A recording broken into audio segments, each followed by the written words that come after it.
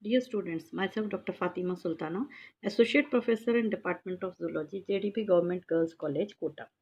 Today's topic is Zoo Geography of India.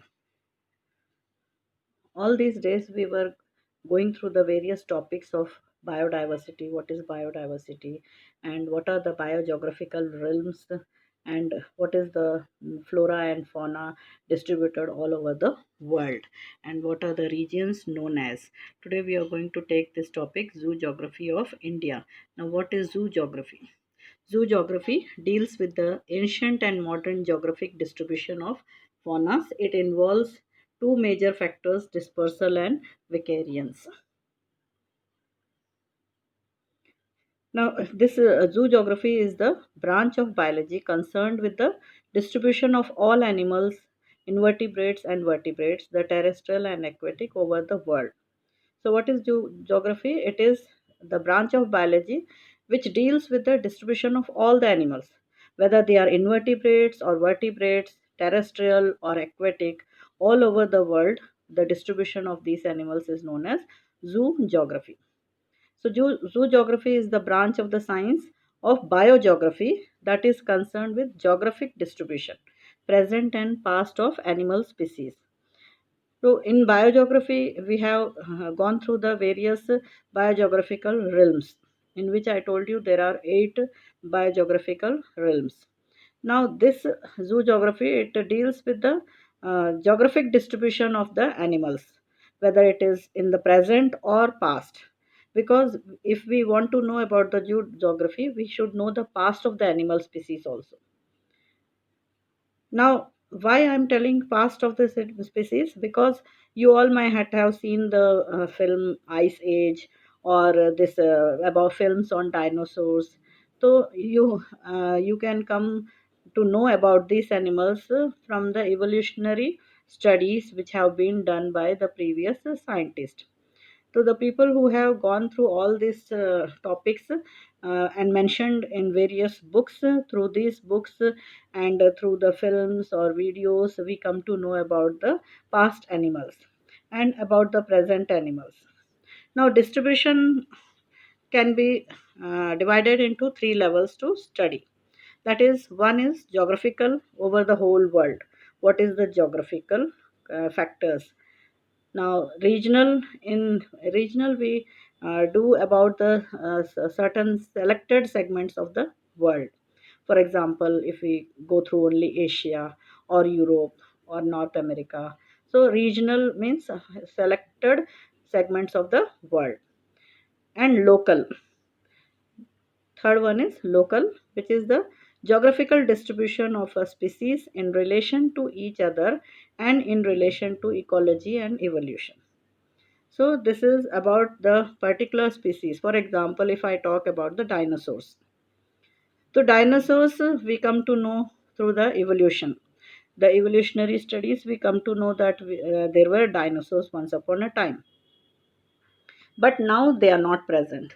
So what is this zoo geography? The genetic composition of a population responds to both physical and biotic shifts in the environment. For example, what I was talking about the dinosaurs, they were present in this world long, long years back. Before Ice Age, we can say, they were present. So the population of the species, they respond both to physical and biotic shifts. So the if the conditions are favorable, the animals will flourish, as we have gone through various topics, variations and extinctions. We come to know that how the animal extincted and why it extincted, because the conditions were not favorable and the resources were very little. Because we know that everything should be optimum for an animal to grow or the population to be maintained. So, the genetic composition of a population responds to both physical and biotic shifts in the environment. Now, ultimately, these genetic changes bring about more profound phylogenetic changes, such as those briefly described in the example which I have given you about the dinosaurs.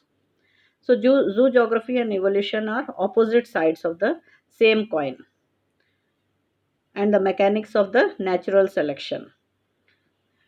In Darwin's theory, we have gone through the natural selection. What is natural selection? We know that survival of fittest, the animal which can adapt to the changing physical or the biotic factors which are changing. If they adapt to these changes, they can survive, and if they are not able to adapt, they get extincted. So, zoogeography deals with the ancient and modern geographic distribution of the fauna. So, it involves two major factors, dispersal and vicariance. Now, what is dispersal? We all know that the animal is dispersed from one place to another. Now, vicariance is the geographical separation of a population, typically by a physical barrier, such as a mountain range or river, resulting in a pair of closely related species. Now, if I give you one very simple example of floods. Now, what we see during floods, the animals get drifted from one place to other place. So, this river water is acting as a barrier. So, from one area, that animal has been dispersed to some other area. Now, the conditions of its previous place and now the present place may be different. Now, if it gets adapted, there will be slight changes in its morphology, and it will result as a closely related species. So, zoo geography is the history of an animal species, and it should be documented before we can understand why it lives where it lives. We should know about the history of animal species. For example, camels originated in North America and spread to Eurasia, Africa, and South America. Camels went extinct in North America 10,000 years ago. Today we see true camels in Eurasia and Africa, and camel descendants like llamas, alpacas, etc. They are found in South America. Now, what are the distribution? We are always telling that zoo geography deals with the geographical distribution of the animals over the area, all over the world. Now, it may be of two types, space distribution and time distribution.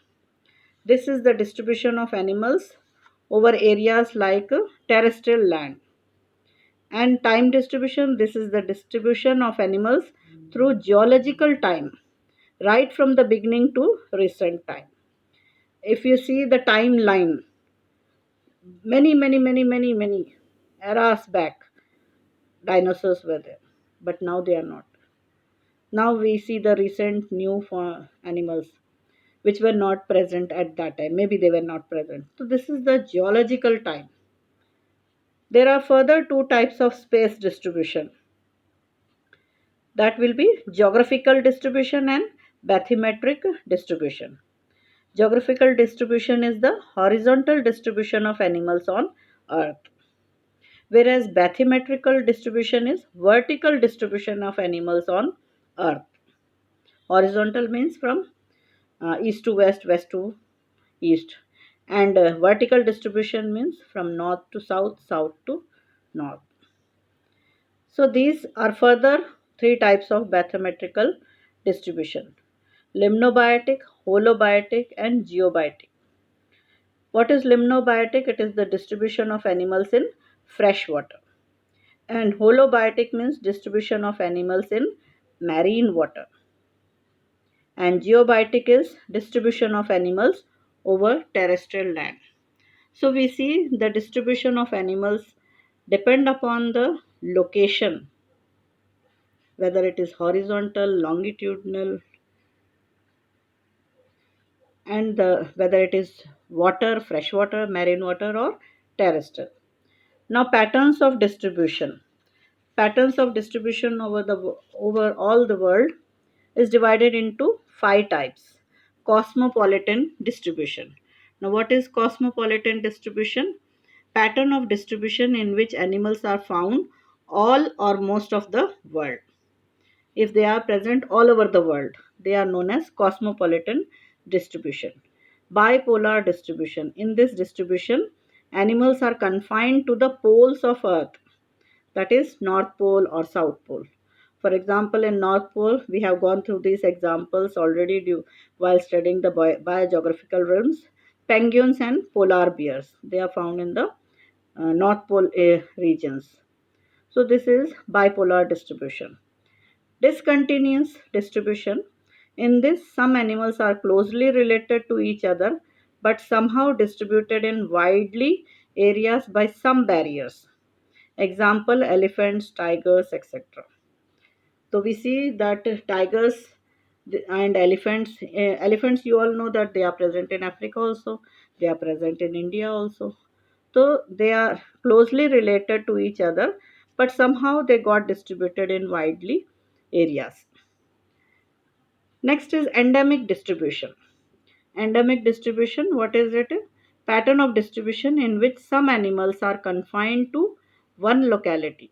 Example, lemurs of Madagascar and tortoise of Galapagos. So they are endemic, they are found only in these areas. No other area they are found. So these are known as endemic. Isolation distribution. In these areas, in this distribution, animals are widespread in isolated areas by space from others. For example, the egg laying animals in Australia. Australia, we all know that it is surrounded on all directions by ocean, and it is a very separate continent. So we see that these animals, they are isolated by space from others, and these animals, which what are the examples? Egg laying animals, they are present in Australia and nowhere else. So these are the this type of distribution is known as isolation distribution. Now, why we see such type of distributions? Because of dispersal and barriers. So the phenomenon from reproduction, for example, an animal after reproduction moves from one place to other, that is called dispersal. Animals, they reproduce, and after reproduction they are living in that place, but the resources, they are depleting. So we see that the conditions are going unfavorable. They struggle for existence, what we have talked in natural selection. Now the resources are depleting, they are struggling for existence. Either they have to die or they have to move to some other place if they want to survive, which is known as survival of fittest. So movement from one place to another, that will cause the boundaries of their range. It has expanded. So why we see that the animal has dispersed from one place to another? Because of the various biotic or physical shifts. So we see that the range of their boundaries has been expanded. Now there are many different reasons for dispersal. One may be wind, because of strong winds. For example, insects, they get drifted from their original location, or even birds, those are migrating from one area to other, they also get dispersed. Hurricanes, for example, cyclones and storms, they cause dispersal. Water, water, it causes dispersal of examples like arthropods and aquatic birds, etc. Land, if active movement, we all know that there are few examples of animals which move actively from one place to another. So this is also one reason of dispersal. Human is also responsible to bring one animal from some other. For example, we bring animals from North America or Europe to India. So this is because of human. Next is the host. This causes parasitic movement, because we all know that parasites, they live in the body of some other organism, and that organism will behave as the host. Now if host gets dispersed, those parasites also get dispersed from one place to another. Migration is another reason of dispersal. It may be permanent or seasonal. So we see there are various reasons various means of dispersion. Now, in 1857, Scalter was the first to give the concept of zoo geography and divided the continental masses into six realms when he was studying on bird fauna. He divided this under two sections, two centers, we can say, or two crescios, namely Paleogena and Neogena. Paleogena were the old world animals, and Neogena the new world. This was further divided into regions which are known as the realms: Palearctic, Ethiopian, Indian, and Australian. The next Neogena was which is known as the New World. It was further divided into two regions, that is the two realms, Nearctic and Neotropical. And we have gone all through these words while discussing in biogeographical realms. So I need not explain you once again. Now, after that, after Skelter, T.H. Huxley in 1868, he gave three divisions: Nugia, Notogia, and Arctogia. Now, A.R. Wallace in 1876, who is considered father of modern geography, he agreed with Skelter's classification, but he proposed the name Oriental instead of Indian. What the name Scalter has given Indian, now Wallace has given it the name Oriental and African instead of Ethiopian. So now the modern classification of land masses, it is based on Wallace and Darlington. The first Megagia, the realm, it is divided into four realms: Palearctic, which consists of Europe, Russia, Mediterranean; Nearctic, North America up to the middle of Mexico; African, which was known as Ethiopian by Scalter, it includes Africa south of Sahara; and Oriental, it is the tropical Asia, South Asia. Next realm, Neogia, the region comes under are neotropical, that is the South America, tropical Mexico, and Caribbean islands. Next realm was Notogia, it includes Australia, Tasmania, New Guinea, and New Zealand.